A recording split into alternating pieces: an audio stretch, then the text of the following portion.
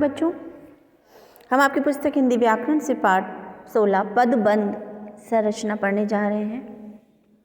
Phrase कहते हैं इसको इंग्लिश में। तो देखते हैं क्या है पदबंध संरचना। आप ध्यान से सुनेंगे पाठ को और समझेंगे। पदबंध जैसा कि शब्द से स्पष्ट होता है कि पदों का बंधा हुआ संगठित रूप। पदबंध मतलब पद का बंधना, तो यही होता है ना बच्चों। तो पद क्या है? संज्ञा, सर्वनाम, विशेषण, क्रिया विशेषण तथा अव्यय एक व्याकरणिक इकाई है। इन पदों में अनेक पदों को मिलाकर पदबंध बनाया जाता है। वह भाषा में किसी पद की भांति प्रयोग में लाया जाता है। जैसे दिया इसमें, कैसे कहेंगे उसको कि पदबंध क्या? जैसे अनेक पदों को मिलाकर बनाया गया पदों का वह संगठित समूह जो वाक्य में किसी एक पद की भांति काम करता है उसे पदबंध कहते हैं या वो पदबंध कहलाता है। अब देखिए वाक्य को ध्यान से देखिए। यह किताब तुम्हारी है।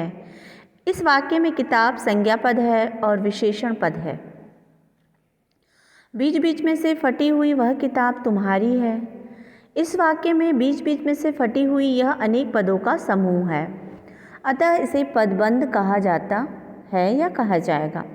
यह समग्र पद समूह किताब की विशेषता बता रहा है।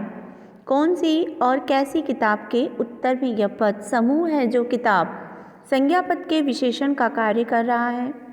चूँकि यह पदबंध समग्र पद समूह एक पद विशेषण की भांति कार्य कर रहा है, अतः इसे विशेषण पदबंध कहा जाएगा। तो देखते हैं पदबंध के भेद बच्चों। मुख्यतः पदबंध के कितने भेद होते हैं? 5 भेद होते हैं। कौन कौन से? संज्ञा पदबंध, सर्वनाम पदबंध, विशेषण पदबंध, क्रिया पदबंध और क्रिया विशेषण पदबंध। देखिए पद परिचय में तो कितने 8 का परिचय दिया जाता है, 5 चीज़ें हैं पदबंध के रूप में, 5 होती हैं।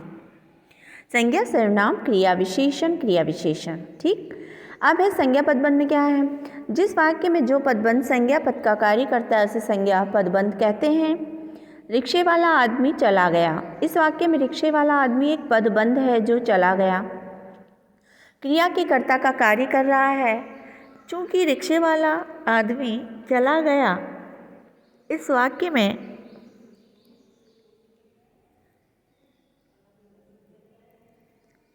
रिक्शे वाला आदमी एक पदबंध है जो चला गया, क्रिया के कर्ता का कार्य कर रहा है। चूँकि कर्ता सदैव क्या होती है? संज्ञा होती है या सर्वनाम होगा, 2 ही चीज़ होती है, अतः इसे संज्ञा पदबंध कहेंगे। कुछ अन्य उदाहरण है जैसे बीमार और कमज़ोर बच्चा गिर गया, क्रोध से भरा हुआ शेर आ गया, दूसरों के द्वारा सताया गया गरीब आदमी रो रहा है। अब है सर्वनाम पदबंध। जिस वाक्य में पदबंध सर्वनाम की भांति काम में आता है उसे सर्वनाम पदबंध कहते हैं।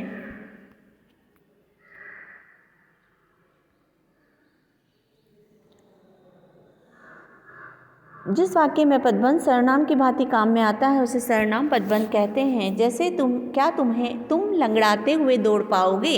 इस वाक्य में तुम लंगड़ाते हुए यह समग्र क्या है? पदबंध सर्वनाम का कार्य कर रहा है, अतः इसे सर्वनाम पदबंध कहा जाएगा। कुछ उदाहरण दिए बच्चों, देखिए सुनिए। उसके नाम से ही पत्ते की तरह काँप रहे तुम क्या लड़ोगे। जिन्हें क ख ग नहीं आता वे पढ़ाने की बातें कर रहे हैं। जिसे बुलाया था वह नहीं आया। विशेषण पदबंध में क्या होगा? किसी वाक्य में पदबंध वाक्य में प्रयुक्त किसी संज्ञा या सर्वनाम के विशेषण का कार्य करते हैं, उन्हें विशेषण पदबंध कहते हैं। जैसे रोता हुआ बच्चा आ रहा है। इस वाक्य में रोता हुआ एक पदबंध है जो बच्चा संज्ञा की विशेषता बता रहा है, अतः इसे विशेषण पदबंध कहा जाएगा।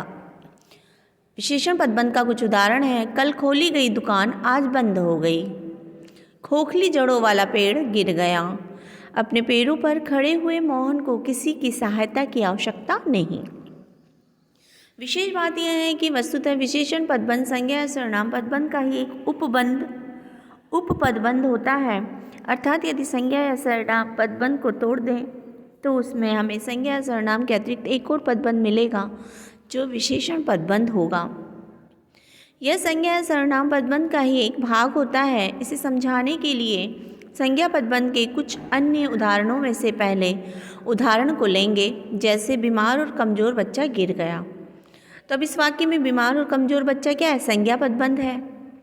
अब इसे हम तोड़ दें तो बीमार और कमज़ोर यह एक पदबंध है जो बच्चा संज्ञा की विशेषता बता रहा है।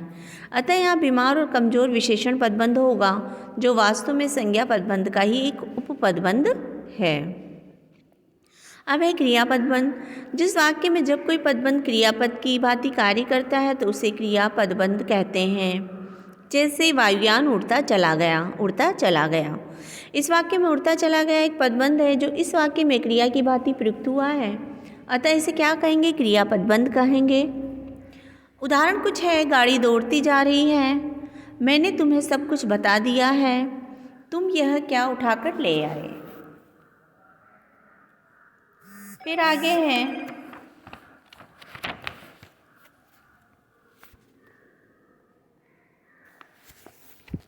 क्रिया विशेषण पदबंध। बच्चों,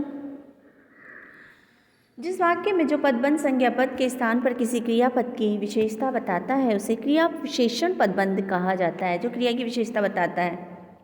जैसे वह धीरे धीरे चला आ रहा है, तो इसमें क्या है? धीरे धीरे ही तो क्रिया विशेषण पदबंध है, तो क्रिया की विशेषता बता रहा है, इसे क्रिया विशेषण पदबंध कहा जाएगा। कुछ उदाहरण, जैसे वे हंसते गाते चले जा रहे हैं, जीवन खाते पीते गुजर रहा है। अब है विशेषण पदबंध देख लेते हैं। विशेषण पदबंध की भांति क्रिया विशेषण पदबंध भी वस्तुतः क्रिया पदबंध का ही एक उप पदबंध होता है। अर्थात यदि हम क्रिया पदबंध को भी तोड़ दें तो हमें उसमें से एक और पदबंध प्राप्त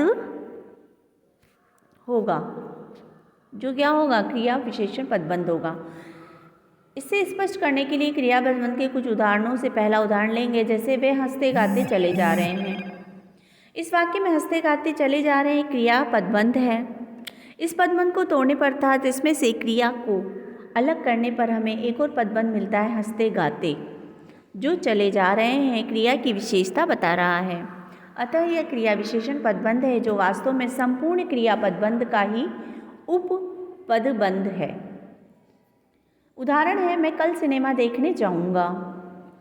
अब मैं क्या है? पुरुषवाचक सर्वनाम है, उत्तम पुरुष पुल्लिंग एक वचन कर्ता कारक और जाऊंगा क्रिया का कर्ता है। तो सिनेमा क्या है? जातिवाचक संज्ञा है, पुल्लिंग है, एक वचन है, जाऊंगा क्रिया का कर्म है। फिर उदाहरण है बच्चों, देखिए दिया है उदाहरण ये, राणा प्रताप बहुत वीर थे। तो वीर शब्द क्या है? गुणवाचक विशेषण है, पुल्लिंग है, एक वचन है और महाराणा प्रताप वह विशेषण पद है। फिर उदाहरण आपको दिया है, ऋचा पढ़ रही थी। देखिए दिया है ऋचा पढ़ रही थी, यहाँ दिया है ना ये।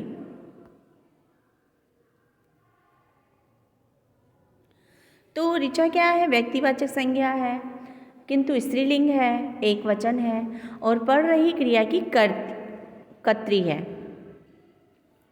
फिर पढ़ रही थी शब्द भी उसमें दिया है ना, पदबंध है वो पूरा। तो वो क्या है? सकर्मक क्रिया है, स्त्रीलिंग है, एक वचन है, अपूर्ण भूतकाल एवं कृतवाच्य है। फिर उदाहरण दिया है, मेरे घर के सामने एक वाटिका है। तो के सामने क्या है? संबंध बोधक है, स्थान संबंध बोधक, स्थान बता रहा है तो स्थानवाचक संबंध बोधक। वाटिका और घर में संबंध जोड़ने का कार्य कर रहा है। फिर अगला उदाहरण दिया है, सुरेश स्कूटी के बदले मोटरसाइकिल खरीदेगा। तो इसमें के बदले क्या है? ये भी संबंधवाचक ही है ना बच्चों, संबंध बोधक। तो विकल्प सूचक संबंध बोधक है। क्या है? विकल्प सूचक संबंध बोधक है। स्कूटी और मोटरसाइकिल में संबंध जोड़कर विकल्प का बोध करवा रहा है। फिर उदाहरण दिया है, छी छी तुमने ऐसा घृणित काम किया। तो छी छी क्या है बच्चों? विस्मयादि बोधक शब्द है। किस प्रकार का विस्मयादि बोधक? घृणा बोधक, घृणावाचक है। उदाहरण क्या है अगला? वैशाली ध्यानपूर्वक पढ़ रही थी। तो इसमें ध्यानपूर्वक शब्द क्या है? रीतिवाचक क्रिया विशेषण, और पढ़ रही थी। तो यहाँ पे क्या है? क्रिया की विशेषता प्रकट की जा रही है। ध्यानपूर्वक किस में आता है? रीतिवाचक में आता है। क्रिया विशेषण है रीतिवाचक। तो बच्चों ये था आपका पाठ पदबंध। आपने ध्यान से सुना, आप खुद भी समझने का प्रयत्न करें। धन्यवाद।